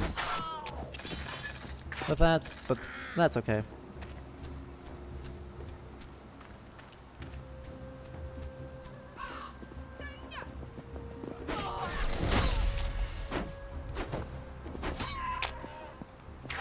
Ta-da! We continue to thrash this entire fort.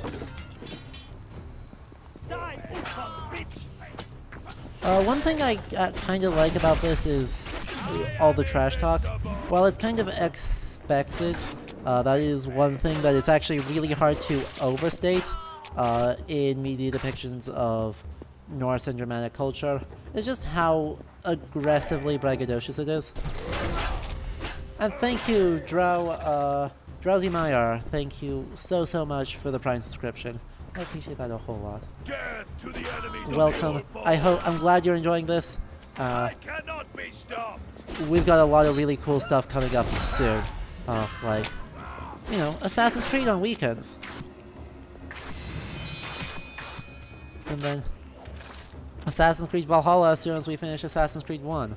And that'll be a full playthrough. Cool, we just got a ring. That's really good.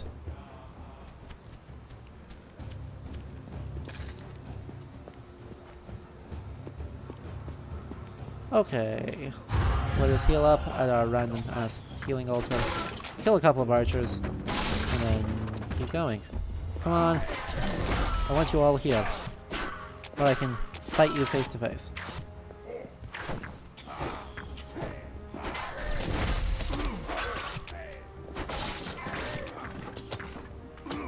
Thank you.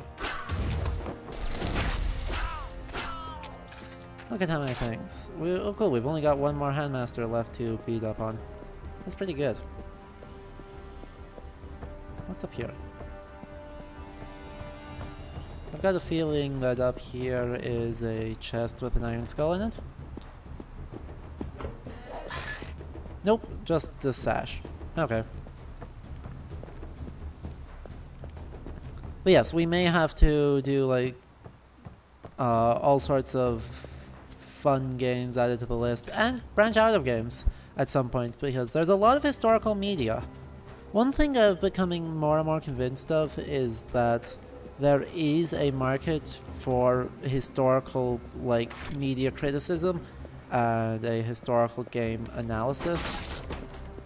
It's just finding that approach and finding the old form way in.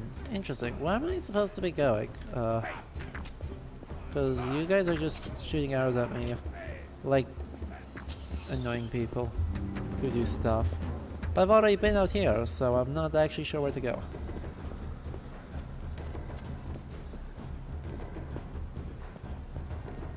Can't get through that. I wish I could have a way to run faster, but my only options are enact my best Dark Souls and roll like crazy. Ow. Alternatively, I am just blind and missed the extremely obvious path through the extremely fragile barrier.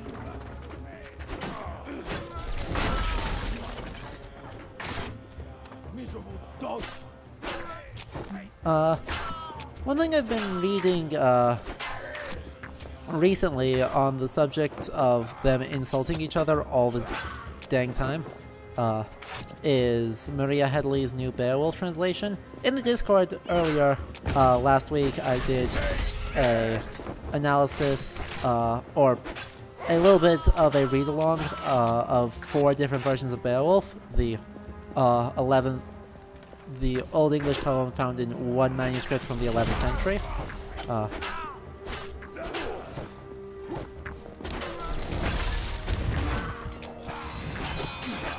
let's actually do this. We should probably rage for the sake of, you know, slaughtering everyone as quickly as possible.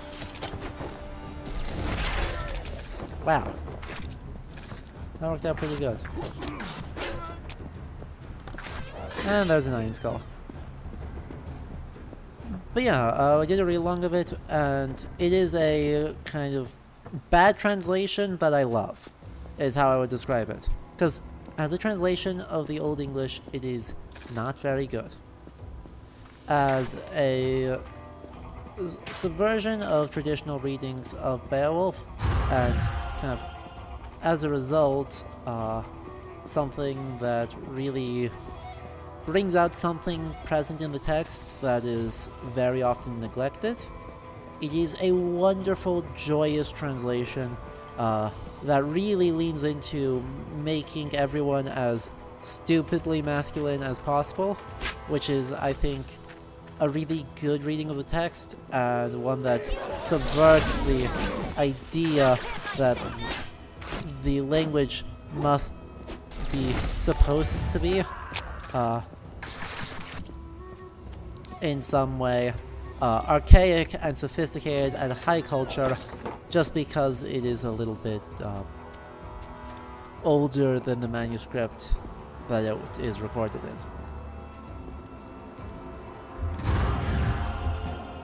It translates the first word, super controversial, what, which literally means what, but is often like whoa or hearken or listen. It translates it as bro, and I absolutely adore it. But it highlights that in Germanic culture, bragging is kind of everything, and you got renowned by bragging as much as possible. And so, enter my house, here we are. This is your house. We insult each other I all the mistook you time, for the and prove yourself to be less of a coward than everyone else, and then off we go. Kill him, my sisters. Okay, the Svanungs here apparently are supposed to be someone that has shield main. Ow. That hurt. Could you not? I'm gonna make you have to actually fight me mano-a-mano. I know you don't want to. Wow. You can do magic. And spin to win better than I can. Holy. Okay. Ow. Luckily I didn't get stunned for very long. Probably don't want to stand in the center of that.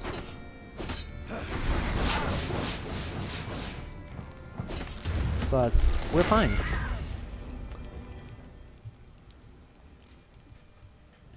I did mention it during the OSP stream, but there is a little bit of not overlap, so, you know, I figured I wouldn't do that. Swear fealty to the Ilfung and I shall protect you, or sack everything. So this is actually, I quite like it as kind of a choice to be made, because both of those options are historically attested in the Viking Age. In Scandinavia, in the 8th, 9th, 10th centuries, there's a lot of competition between local chieftains for authority, and as they are fighting each other, raiding in each other, and eventually defeating one of them, you can certainly pay off those warriors, attract them to your cause, and then in so doing increase your renown. You can also kill them and let the reputation of that slaughter and the glory from that slaughter attract other different warriors, and then either way you incorporate the territory into your increasing petty kingdom. So both of those are kind of valid choices, and the legal and saga evidence from later indicates that people had differing opinions as to what was the best idea. Hrapkel saga would say that sacking the village and plundering what you can is really the best available option, and you should absolutely do that. While something like Ale Saga or Njal Saga would indicate maybe clemency and generosity is a better way forward than just taking what you can, burning the rest of the ground, and making sure that no one remains who can pose a threat to you. Brillin, I do have a YouTube channel, thanks for mentioning that. It is primarily a place for VODs at the moment, but I do have big plans for it. But there is also a talk I gave at a conference recently, actually just last week, on the subject of why we should care about historical accuracy in games. So that's kind of my first foray into produced video content. I'm still working out the best way to make that happen, but I have plans next year to be doing more things, trying some of the ideas found in these streams and ideas that come out through them, making them into actual produced YouTube specific content. So I already have one. Make sure you subscribe to that as a way to kind of watch all the VODs in all their glory if you can't stay for all the streams, but also soon, eventually, start seeing more specific and more coherent historical video essay work. Anyway.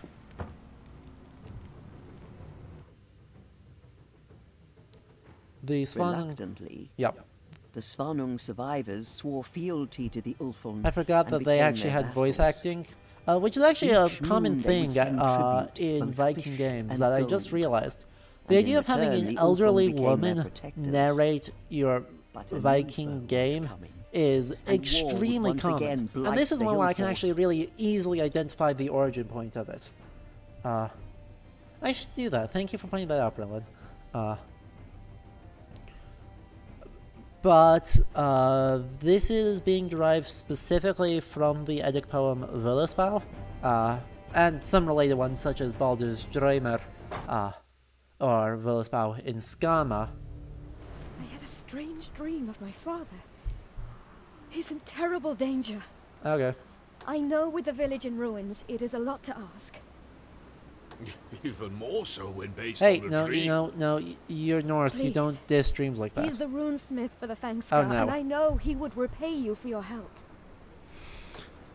Oh no, not runesmith. That sounds bad.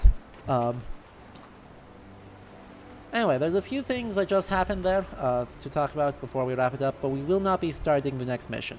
To finish up this first thought, the old woman narrator is supposed to be a Vilva, or a seeress, also known as a Spaukona, but ultimately is someone who does divination and so knows kind of the whole story, and can either by talking to spirits or just straight up seeing into the future can pass on that story even as it's still being enacted. Obviously this makes a whole lot of sense for a game where you are literally enacting the story while being told the story, and so is something that has become part of the stock image of the Viking Age, which is kind of cool actually. Then though we had the idea of the runesmith, which again is kind of implying runes as inherently magic and something that would be smithed or crafted.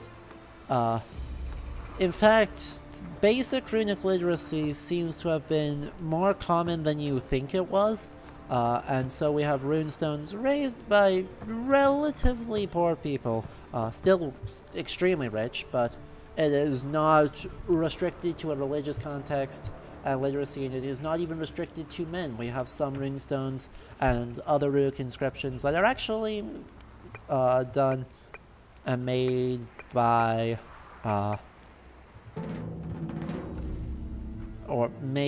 women about their husbands, their sons, or in like one case there's one that just literally is an Elder Futhark inscription from I believe the early 5th century on a comb that just says comb.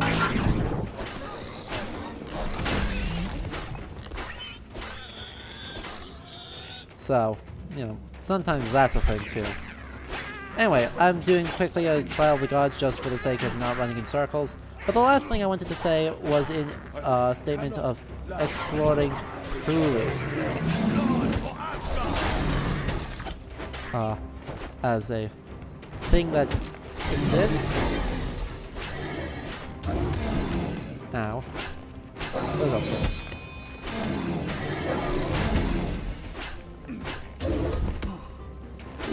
There we go. First wave completed. Thule is attested from Roman sources and is, in fact,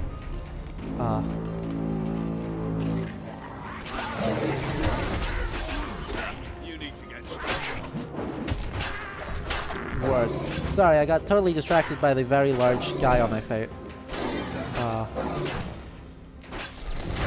Thule is found in Roman sources and is often linked to Iceland. However, there is not really all that much evidence as to what on earth was meant, because I want to say the relevant person to first describe it was from Spain, or Roman Hispania. Oh crap, that's two of them. This is getting out of hand.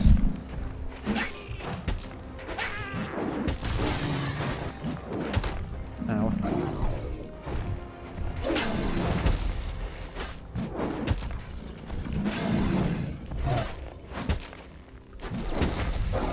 Crap.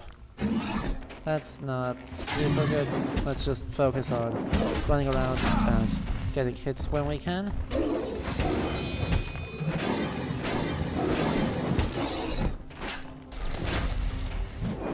And then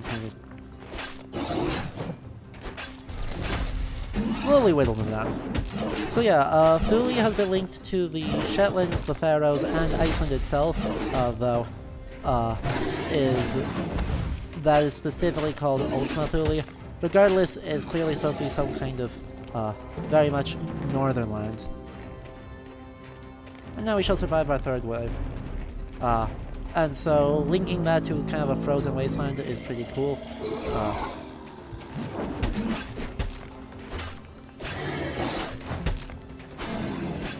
Well, as long as it's just one, this is not going to be a very hard fight.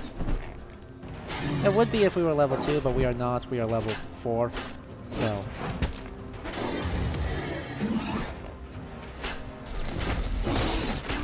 Ow.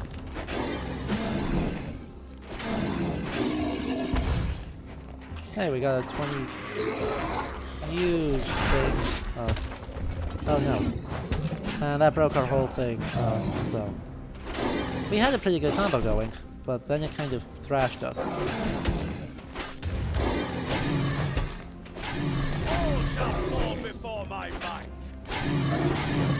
I was going to even rage on this one, to just really go after that Berserker thing, which is something that Scott Legrimer in Ale Saga actually had.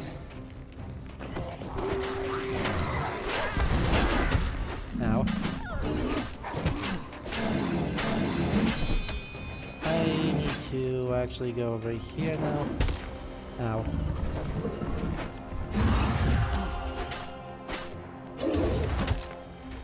Let us rage, because Scott Legrimer, in Ale Saga, Scott Legrimer's father was really, really bad at this, and kind of very quickly went into a big old rage, and caused a lot of strife with his son by doing that. So there's one case where when his son Ayet was like 8, and his friend ganged up on Scott the Reaver while they were playing a game, and were winning, and that pissed off Scott the Reaver, so he went into a frenzy and killed Ael's friend. Good dad of the year. Ow.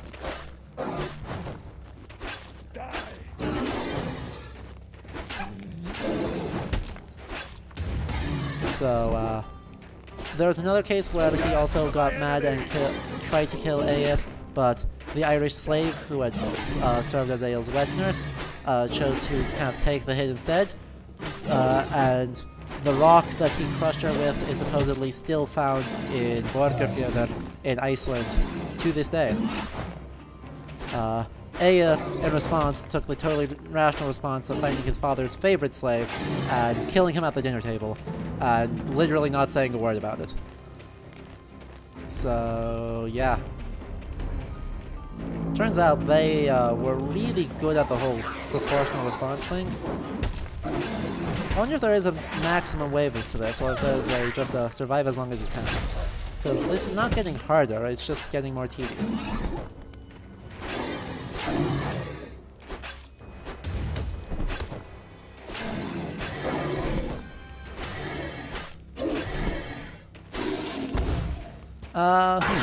This Jötnar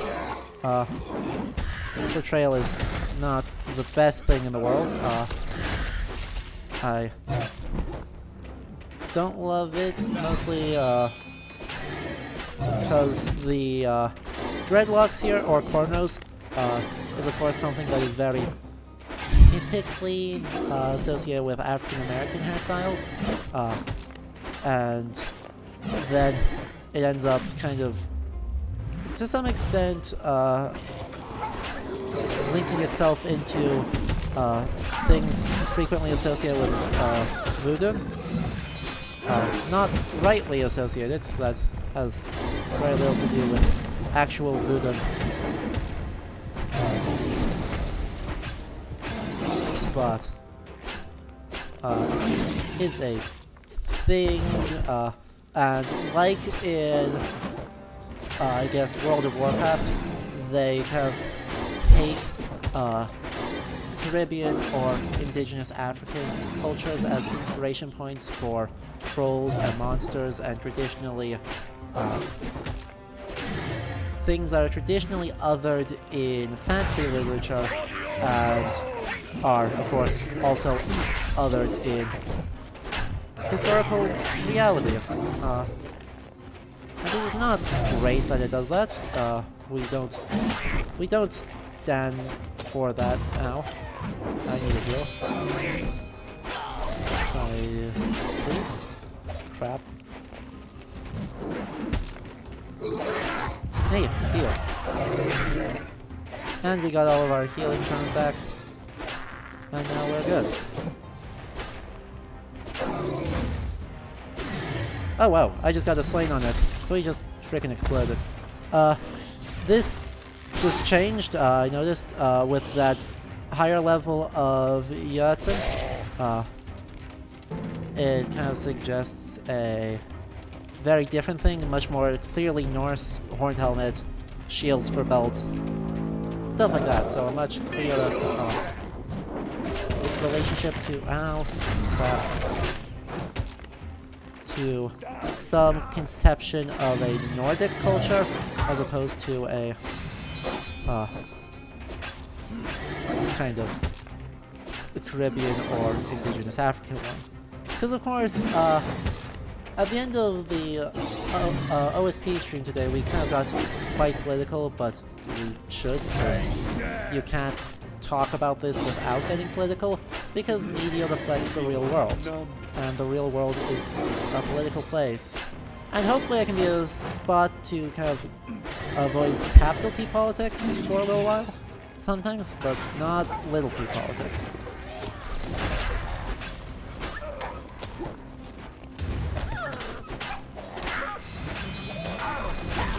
Because I care a lot about making the world better through this, and sometimes that means calling out depictions of things as wrong. Crap. and other times it involves failing horribly to not die. Hello, please here. Oh, hey, I just got an extremely lucky 2% slay on that, on someone who actually kind of needed it.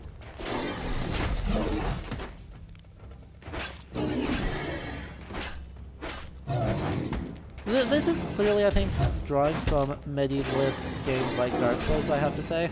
Even though it's a Diablo clone, it is looking a lot like... Crap, I'm stuck. Oh, that's not good.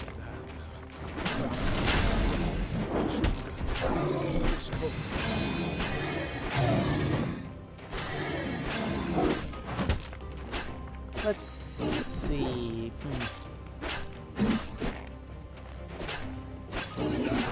So, I think to wrap up here, as I am wrapping up this final wave,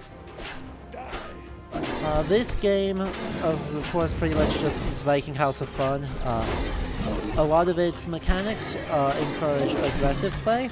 A lot of its mechanics kind of view some kind of sacrifice and slaughter as something good and celebrate. Okay. Ow.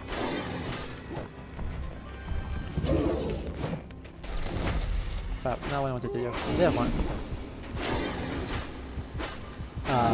And as such, a lot of its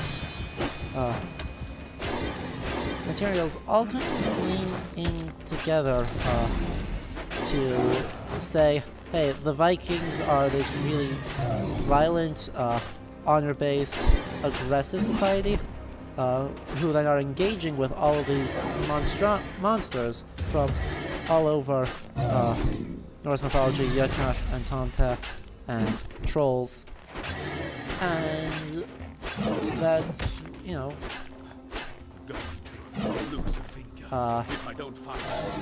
that as much as going on raids and engaging in kind of the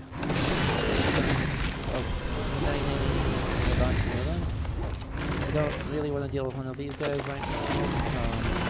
That's fine. And when in doubt, making up kind of nature spirits as a way of, well, to some extent,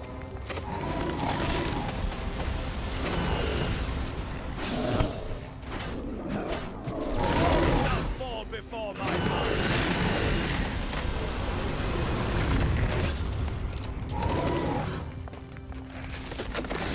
if it refill, I'd be appreciative.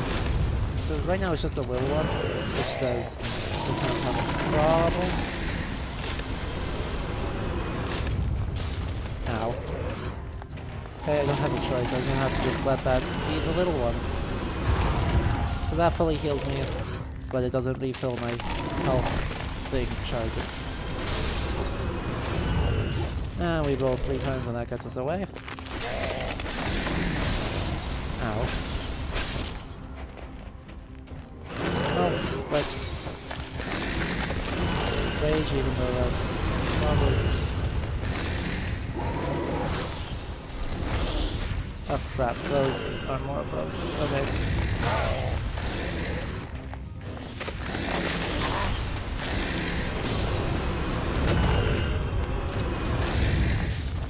Please respawn, please refill a little bit.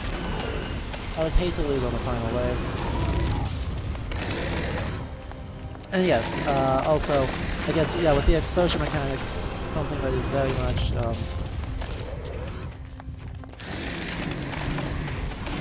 part of the